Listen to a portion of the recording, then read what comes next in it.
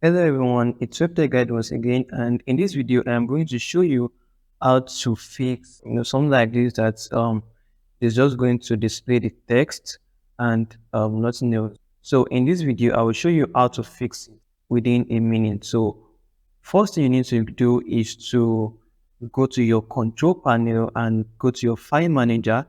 So let me do that real quick. So this is my C panel and I am going to locate the file manager. Here is the file manager. So click on it and locate your website URL.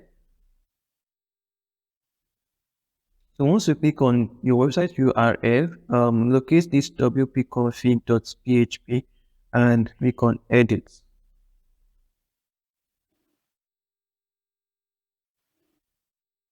So once you click on it, you get this code. Do not edit anything here. All you need to do is to paste the code that will be in my description below and paste it here. So paste it after this, add any custom values between this line and the stop editing line. So click here and paste the code here. Then click on save changes. So let us reload our dashboard to see if this is actually working. So you can see that our dashboard is now working perfectly. As you can see that it has been fixed and the dashboard is now working perfectly.